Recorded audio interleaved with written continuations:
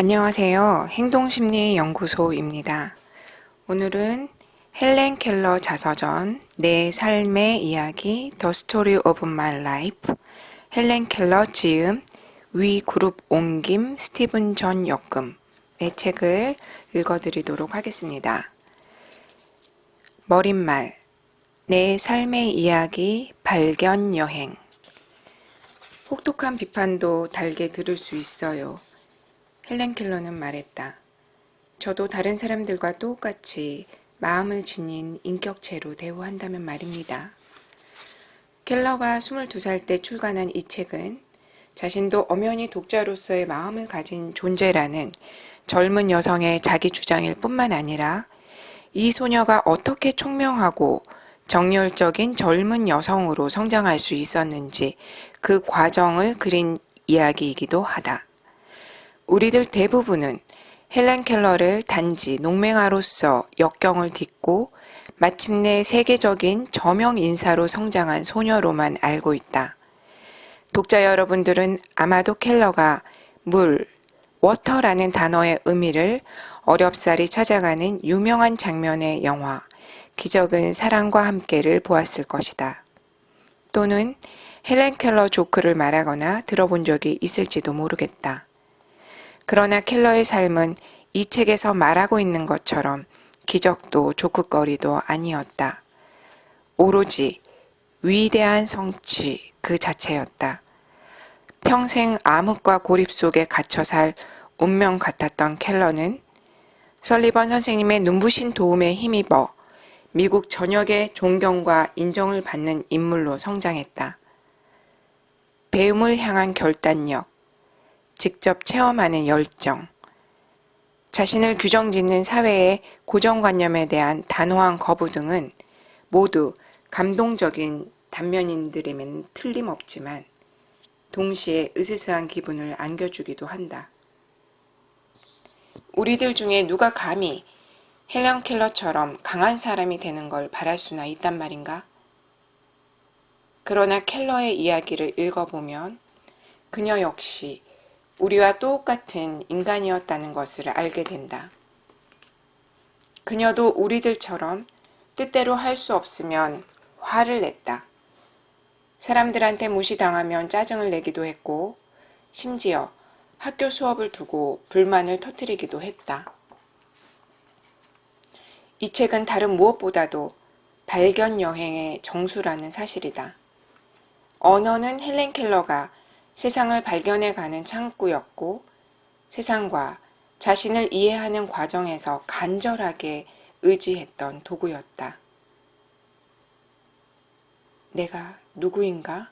라는 사람이면 누구나 갖게 되는 가장 중요한 질문을 그녀 역시도 품었다.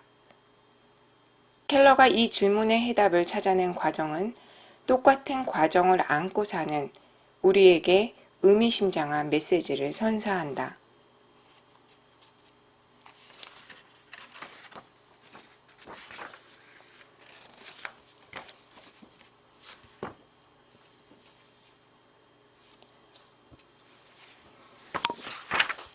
추천하는 글, 인간 이해와 자기 이해를 위한 공부. 저는 헬렌 켈러와 자서전에 대해서 상식적인 이해를 지니고 있었습니다. 장애의 역경을 극복한 위인, 헌신적인 교사의 노력, 자서전의 가치에 대한 사회적 논란 정도가 그것입니다. 저는 번역서를 일독하면서 이전에 생각해 보지 못했던 많은 것을 느끼고 배울 수 있었습니다. 제가 배운 점을 번역에 참여했던 고등학교 학생들의 언어로 표현해 보고 싶습니다. 아마도 그들은 이렇게 느끼고 생각했으리라고 상상하고 또 믿습니다. 이것이 이 책을 추천하는 이유이기도 합니다.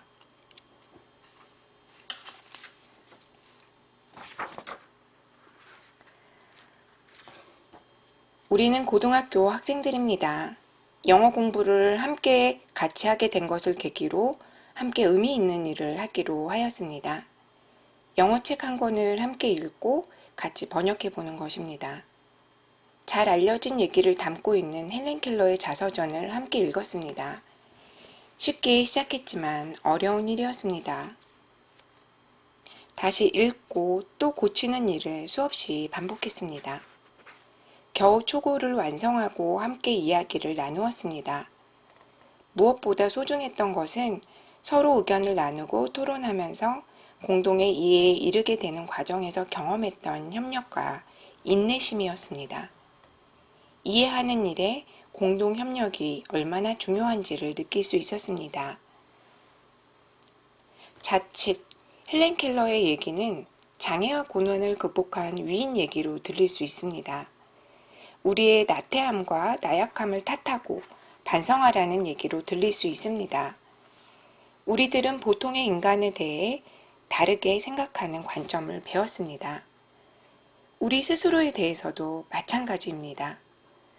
몸을 움직이고, 걷고, 말하고, 읽고 서로 얘기를 나눌 수 있으며 세상을 보고 느낄 수 있다는 것이 결코 하찮은 것이 아니었습니다. 누구나 다 할 수 있다고 해서 결코 저절로 이루어진 범상한 것이 아니었습니다. 이런 능력들은 엄청난 집중과 노력이 투하된 인간의 위대한 도전이자 성취라는 생각을 갖게 되었습니다. 우리는 늘 부족과 결핍이라는 부정적인 시각으로 인간을 그리고 자신을 탓하는 데 익숙해져 있습니다. 그렇지만 헬렌 켈러의 감동적인 노력과 성취는 우리 모두가 지니고 있는 경험과 능력에도 그대로 배어 있다는 생각에 이르렀습니다. 그런 만큼 우리는 인간을 긍정적으로 이해할 수 있게 되었습니다. 어머니와 선생님의 끊임없는 잔소리와 야단에 대해서도 다른 생각을 할 수 있었습니다. 귀찮기만 했던 어머니와 선생님의 잔소리와 야단이 사실은 인간의 위대한 성취를 가능하게 했던 기대와 축복의 기도였습니다. 만일 그것이 없었다면 우리의 일상을 가능하게 하는 말과 행동, 생각을 배울 수 없었을 것입니다. 설리번 선생님의 헌신과 노력을 빼고 헬렌 켈러가 장애를 극복하며 이룬 성취를 상상할 수 없듯이 우리 곁에 언제나 존재하는 어머니와 선생님이 없었다면 우리는 한갓 몸과 몸짓으로만 남아있었겠다는 생각을 하게 되었습니다. 우리들은 헬렌 켈러의 대학 생활 이후 성인으로서의 삶에 대해서 관심을 갖게 된 것도 큰 소득이었습니다. 단순한 영어 공부가 이제는 한 사람의 일생을 온전하게 이해해 보려는 기대와 관심으로 진화하였습니다. 우리들은 대학에 들어가 좀 더 공부를 하고 나서 헬렌 아주머니, 헬렌 할머니가 남긴 글을 함께 읽고 번역해 보려는 희망을 가지게 되었습니다. 우리들은 헬렌 켈러의 초기의 편지까지 번역하여 덧붙이게 되었습니다. 그 이유는 자서전에 대한 당시의 사회적 논란이 단순한 진위 문제를 넘어선다는 점을 어렴풋하게나마 느낄 수 있어서입니다. 인간의 언어 발달, 신체적 감각과 언어 발달의 관계와 같은 주제들은 지금도 많은 학자들이 씨름하고 있는 연구 문제라는 것이 약간 이해하기도 하였습니다. 헬렌 켈러의 경험과 얘기가 인간의 언어 습득과 언어 발달을 연구하고 이해하는 데 중요한 사례가 될 수 있겠다는 생각이 그것입니다. 영어 공부라는 소박한 목표에 출발한 우리들의 번역은 한 인간에 대한 동정에서 공감으로, 또 공감에서 이해로, 그리고 우리들 자신에 대한 성찰과 질문으로 이어진 힘들고 긴 공부의 과정이었습니다. 100년 전쯤에 헬렌 켈러가 살았던 역사와 문화에 대한 이해도 부족하고 또 고풍스러운 영어 문투에도 익숙하지 않아서 번역의 어려움이 컸습니다. 훗날 우리들이 좀 더 성장하여 다시 한번 번역을 해보면 좋겠다는 생각도 해보았습니다. 우리들은 영어 공부를 이끌어 주신 선생님께 그리고 끈기를 갖고 격려하고 배려하고 함께 공부했던 서로에게 감사한 마음을 표하고 싶습니다. 우리가 함께 배꼽을 쥐며 웃었던 구절이 생각납니다. 어린 헬렌이 바다에 빠져 실컷 바닷물을 들이키고 겨우 구제되어 나와 하는 말. 도대체 바닷물에 소금물을 집어넣은 사람이 누구예요? 서울대학교 사범대학 교육학과 교수 우영채. 고등학교 학생들이 이 헬렌 켈러에 대한 그 원서를 읽고 함께 깨달았던 점들을 그 생생한 목소리로 함께 추천하는 글에 담아주었네요. 그 지도했던 교수님의 성함도 이렇게 나와 있는 것 같고요. 내 삶의 이야기의 역사적 배경과 문학적 위상, 농맹아의 교육. 이 책이 세상에 나올 당시에 미국 사회가 사회 구성원으로서 장애인을 대하는 시각은 노골적이었다. 당시 미국에도 물론 농아와 맹아를 위한 학교들이 있었지만 이들은 오로지 직업교육에 중점을 두면서 장애인들이 자신들이 할 수 있는 기술을 배워서 졸업 후에 생계를 유지할 수 있게 만드는 데에만 초점을 맞추었다. 이에 비하면 헬렌 켈러가 받은 교육은 기적 그 자체였다. 그러나 한편으로 분명히 계속되고 있던 한 줄기 전통의 연장선이기도 했다. 미국 최초의 맹아 학교는 1832년 보스턴에서 문을 연 퍼킨스 학교였다. 세뮤얼 그래들리 하우 교장은 맹아들의 자립생활과 점자 교재를 활용한 읽기 능력 습득을 강조했다. 1837년에 그는 유아 때부터 농맹아였던 7살의 로라 브리즈먼에게 읽기를 가르쳤다. 처음에는 점자를 사용했고 다음에는 손바닥에 알파벳을 써주는 지문자 방식을 사용했다. 이 일로 브리즈먼과 하우 교장은 단번에 유명 인사가 되었다. 앤 설리번 선생님도 켈러의 손바닥에 알파벳을 써주는 방법을 썼지만 단어마다 따로따로 쓰지 않고 문장 전체를 써주었다. 설리번 선생님은 켈러도 정상 아이들과 똑같은 언어 습득 능력을 가지고 있고 따라서 정상 아이들과 마찬가지로 반복과 모방을 통해 언어를 익힐 수 있다고 굳게 믿었다. 당시의 켈러의 나이는 과학자들이 대부분 언어 습득의 한계 시점이라고 규정하는 만 7살 무렵이었다. 그렇지만 아직 경계선을 넘지 않았기 때문에 켈러 역시 아직은 언어 습득이 가능한 시점이라는 게 현대 언어학의 결론인 것 같다.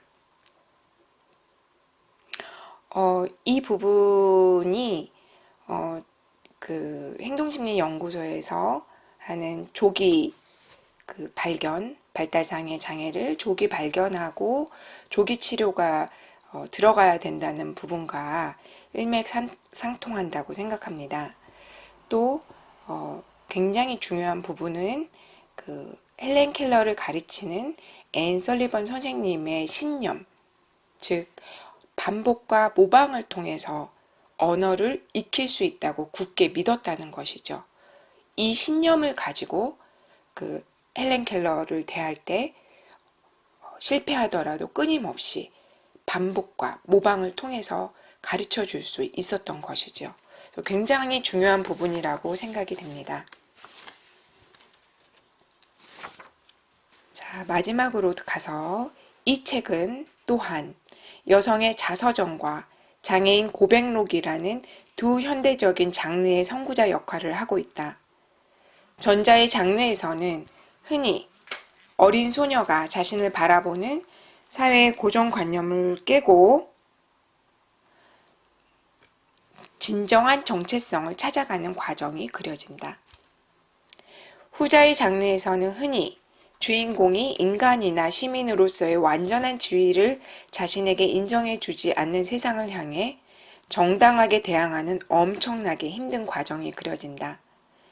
켈러의 자서전인 이 책은 역경을 극복한 단순한 승리담을 넘어서 어린 소녀가 자신의 진정한 목소리를 찾아가는 과정을 묘사하고 있다.